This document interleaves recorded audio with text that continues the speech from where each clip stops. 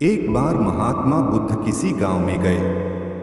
वहां एक स्त्री ने उनसे पूछा कि आप तो किसी राजकुमार की तरह दिखते हैं, आपने युवावस्था में गेरुआ वस्त्र क्यों धारण किया है? बुद्ध ने उत्तर दिया कि मैंने 3 प्रश्नों के हल ढूंढने के लिए संन्यास लिया है। बुद्ध ने कहा, हमारा शरीर युवा और आकर्षक है, लेकिन यह वृद्ध होगा, फिर बीमार होगा और अंत में यह मृत्यु को प्राप्त हो जाएगा।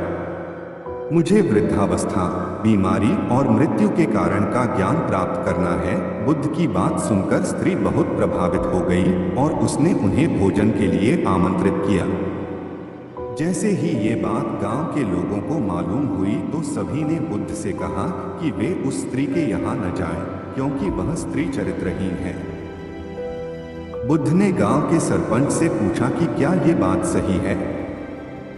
सरपंच ने भी गांव के लोगों की बात में सहमति जताई। तब बुद्ध ने सरपंच का एक हाथ पकड़कर कहा कि अब ताली बजाकर दिखाओ। इस पर सरपंच ने कहा कि यह असंभव है, एक हाथ से ताली नहीं बज सकती। बुद्ध ने कहा कि ठीक इसी प्रकार कोई स्त्री अकेले ही चरित्रहीन नहीं हो सकती है।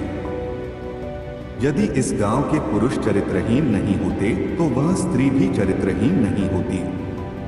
गांव के सभी पुरुष बुद्ध की ये बात सुनकर शर्मिंदा हो गए और बुद्ध से माफी मांगी कि बुद्ध आप सही कह रहे हैं, कोई भी महिला चरित्रहीन नहीं होती, कुछ की मजबूरी होती है तो कुछ को ये समाज मजबूर कर देता है। ये सब करने के लिए कोई भी स्त्री चरित्रहीन हो ही नहीं सकती। इंसान अपने हाथों से पानी गंदा करता है और ऊपर से बोलता है कि पानी बहुत गंदा है, पर पानी को गंदा किया किसने है? ये सोचने वाली बात है।